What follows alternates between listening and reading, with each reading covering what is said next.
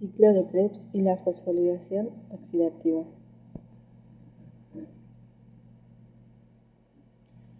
En este apartado se dará a conocer el ciclo de Krebs, el cual siempre es seguido por la fosforilación oxidativa. Este proceso extrae la energía en forma de electrones de alto potencial de las moléculas de Na, H y F de H2, gracias a lo cual el ciclo de Krebs puede continuar.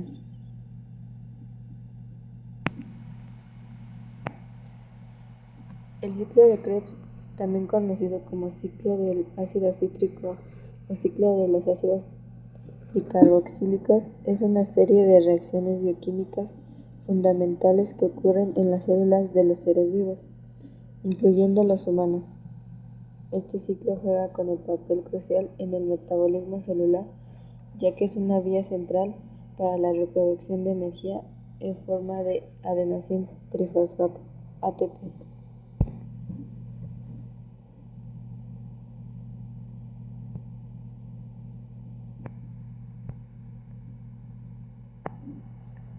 El ciclo de Krebs se lleva a cabo en la matriz mitocondrial, una estructura ubicada en el interior de las mitocondrias, hacia la cadena de transporte de electrones, donde se genera ATP mediante la fosforilación oxidativa. Además, la producción de ATP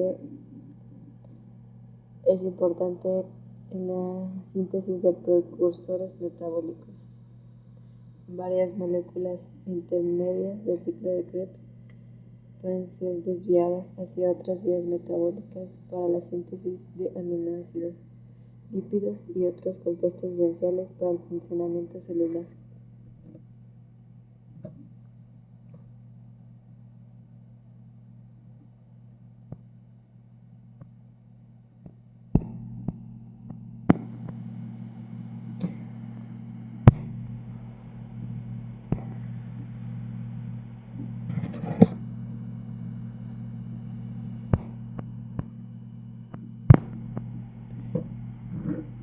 Este ciclo comienza cuando el grupo acetilo deriva de la glucosa u otras fuentes de combustible metabólico. Se une a una molécula llamada oxaloacetato para formar citrato.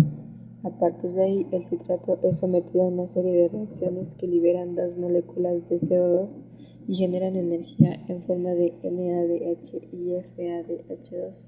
Estas moléculas de energía rica luego participan en la cadena de transporte de electrones, donde se utiliza su potencial reproductor para generar ATP.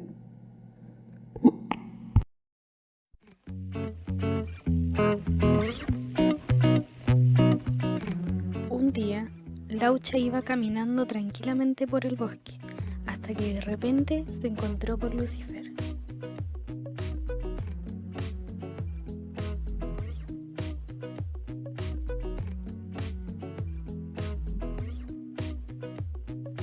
Laucha fue devorada por el gato e ingresa hasta el intestino de Lucifer, donde finalmente los polisacáridos son degradados a monosacáridos, por lo que ahí aparece la glucosa.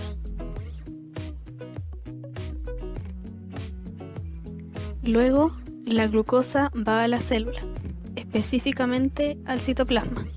Aquí comienza la glucólisis, que son 10 reacciones a las que es sometida la glucosa.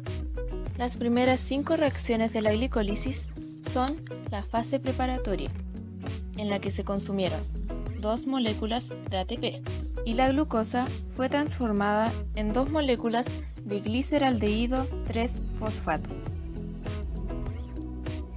Luego, las 5 reacciones restantes son conocidas como la fase de beneficio, ya que se obtienen 4 moléculas de ATP, pero debido a que en las 5 reacciones anteriores se consumieron 2 moléculas de ATP, en los productos finales de la glucólisis se obtienen solo 2 moléculas de ATP, 2 piruvatos, 2 NADH y 2 hidrógenos. Después de esto, en la mitocondria, el piruvato es catalizado por la piruvato deshidrogenasa para ser convertido en acetil-CoA. Bueno, Ya sabemos que como producto de esta reacción se genera una acetil-CoA y como subproducto se genera un poderreductor en forma de NADH2 y una molécula de dióxido de carbono. Después de esto comienza el ciclo de Krebs, que ocurre cuando el acetil-CoA ingresa a la matriz citrato-sintasa y se une al oxacelato, que es un compuesto de 4 carbonos, y se transforma en un ácido cítrico. Este ácido cítrico sufre diversas transformaciones, tales como descarboxilación, deshidratación y reacciones óxido-reducción. Por lo que al cabo de 10 reacciones en el ciclo de Krebs, el ácido cítrico vuelve al compuesto inicial. Es decir, el ácido cítrico, luego de ser sometido a estas 10 reacciones, se transforma en el compuesto inicial, que es el acetil-CoA. Por cada acetil-CoA que ingresa al ciclo de Krebs, se produce una molécula de CO2, 3 moléculas de NADH, una molécula de FADH y una molécula de ATP. Aquí es cuando comienza la fosforilación oxidativa. Aquí es donde los NADH2 y FADH2 ceden su energía escondida en forma de electrones durante el llamado transporte de electrones en la quimiosmosis. La quimiosmosis es donde la mayor parte de las células producen el ATP. La cadena transportadora de electrones son complejos de proteínas construidos en la cresta mitocondrial. Aquí, los electrones son utilizados para enviar hidrógenos desde la cresta mitocondrial al espacio intermembrana. El NADH2 cede 2 de sus electrones, los que al ir ingresando en cada uno de los 4 complejos de proteínas a su vez, permiten el ingreso de 6 protones al espacio intermembrana.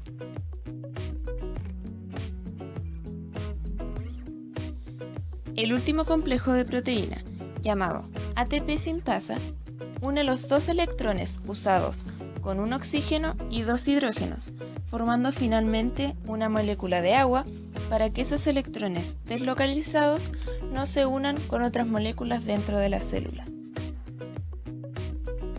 El traspaso de hidrógenos por la ATP sintasa crea un gradiente de concentración que genera energía para que esta proteína pueda adherir un fosfato al ADP para formar finalmente ATP. Por cada 2 hidrógenos que traspasan la ATP sintasa, esta forma un ATP, por lo que por cada NADH2 se forman finalmente 3 moléculas de ATP. En el caso del FADH, este cede sus electrones en el segundo complejo, por lo que traspasa 4 protones a la membrana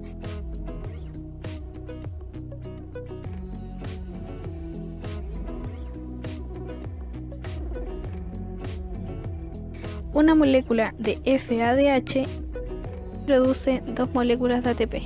Finalmente, con la glicólisis, el ciclo de Krebs y la fosforilación oxidativa, se obtienen 36 moléculas de ATP.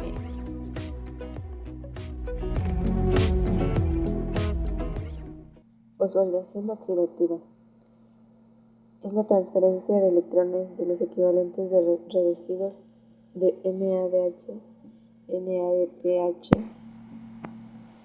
obtenidos en la glucólisis y en el ciclo de Krebs hasta el oxígeno molecular acoplado con la síntesis de ATP. La fosforilación oxidativa es un proceso bioquímico que ocurre en las células. Este es el proceso metabólico final, llamado catabolismo, de la respiración celular.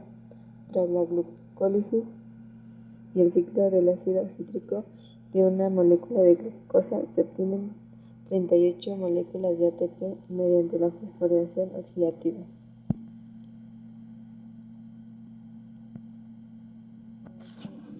NADH2, moléculas donadoras de electrones que fueron cargadas durante el ciclo del ácido cítrico.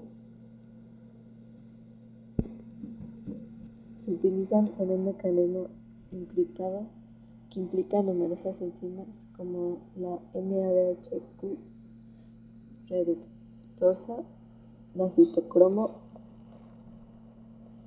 y gracias a la que la bomba H+, que moviliza los protones contra un gradiente de membrana.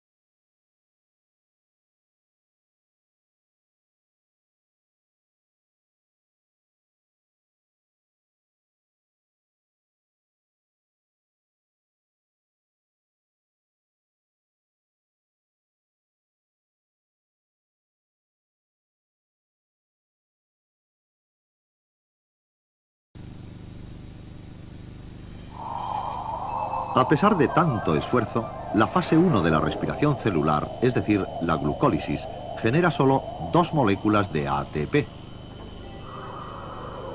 Recordemos, sin embargo, que mucha de la energía de la glucosa ha sido transferida a las moléculas portadoras NADH y FADH2.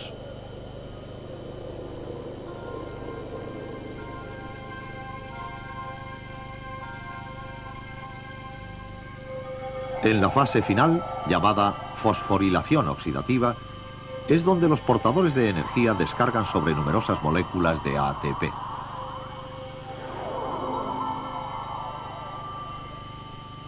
La fosforilación oxidativa se produce dentro de la mitocondria de la célula, dentro de las crestas de la membrana interna. Dentro de la membrana hay un sinfín de estructuras conocidas como cadenas de transporte de electrones. Aquí, dentro de cada cadena, los portadores de energía se utilizan para sintetizar el ATP.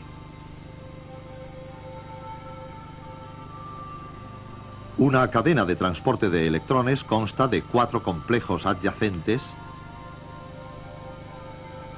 fijos en su lugar dentro de la membrana interna. La cadena funciona quitando energía a los electrones a medida que bajan, en pares, por un desnivel que produce el desfase de energía. La energía es transferida, en parte, al espacio que hay entre las 2 membranas mitocondriales, el espacio entre membranas. La fosforilación oxidativa empieza cuando el NADH del ciclo de Krebs dona 2 electrones al primer complejo. A medida que los electrones pasan al complejo siguiente, los protones pasan desde la matriz al espacio que hay entre las membranas. Los electrones pasan entonces al complejo siguiente y toman posición en el lado de la membrana que da a la matriz. Al pasar al complejo siguiente, un segundo par de protones serán recogidos en la matriz.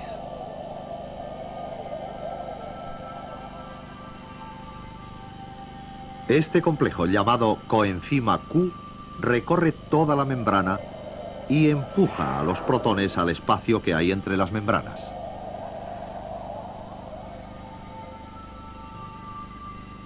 Los electrones se trasladan entonces al complejo final y vuelven al lado de la membrana que da a la matriz. Al final de la cadena, otros protones pasan a través de la membrana al espacio entre membranas. Finalmente, un átomo de oxígeno entra y recoge 2 electrones de la cadena y 2 protones de la matriz para producir agua.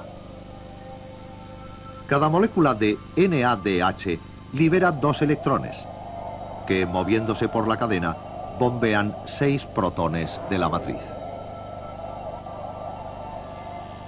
El papel principal del oxígeno en la respiración celular es hacer de sifón para los electrones que hay al otro extremo de la cadena. Ahora vamos a tener en cuenta otras moléculas portadoras de energía del ciclo de Krebs, FADH2. FADH2 entra en la cadena de transporte de electrones en la coenzima Q. 2 electrones son transportados por la cadena y así pasan al espacio entre membranas 4 protones.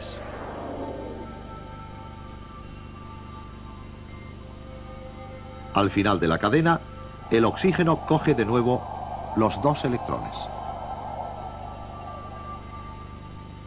Hasta ahora, la energía de NADH y FADH2 ha sido utilizada para bombear protones desde la matriz hasta el espacio entre membranas. Como resultado, la concentración de protones es mayor en el espacio entre membranas que en la matriz.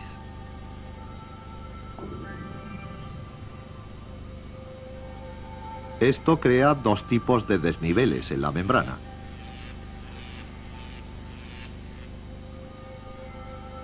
Un desnivel de concentración de protones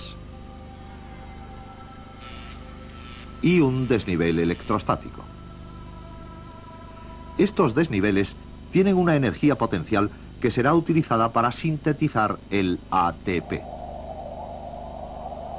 La evidencia sugiere que la energía potencial que cruza la membrana se utiliza cuando los pares de protones pasan por unos canales especiales de la misma.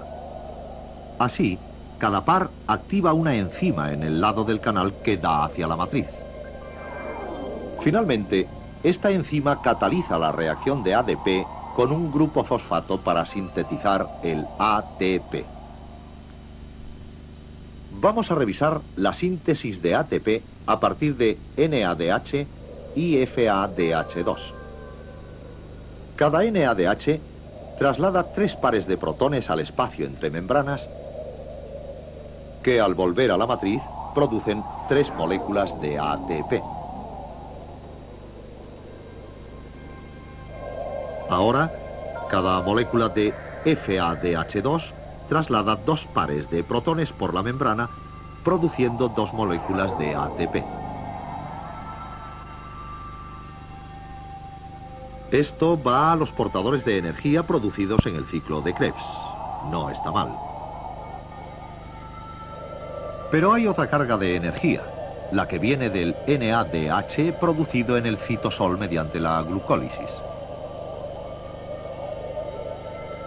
Aunque las moléculas no pueden por sí mismas cruzar las membranas mitocondriales, se las apañan para volver a situar sus electrones en la cadena gracias a lanzaderas altamente especializadas.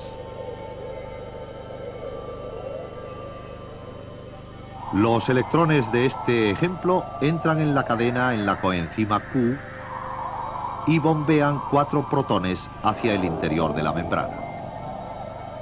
Así, cada NADH de la glucólisis da como resultado la formación solo de 2 moléculas de ATP. Ahora vamos a juntarlo todo para obtener una imagen de la producción total de ATP a partir de una sola molécula de glucosa.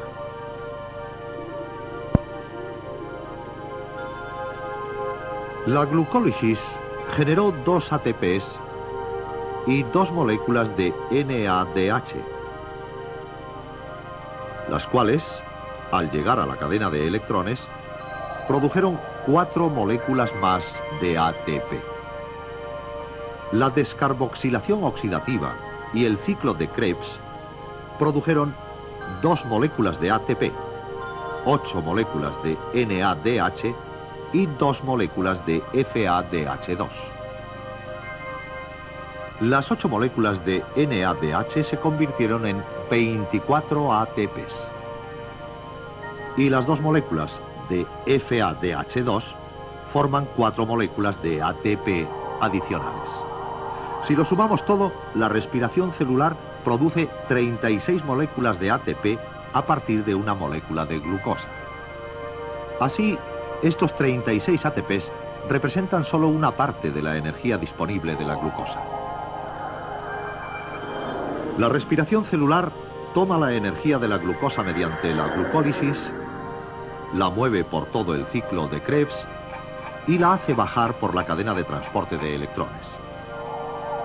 Aunque la respiración celular parece diversa, como veremos, la diversidad de un organismo es una virtud en los periodos de estrés.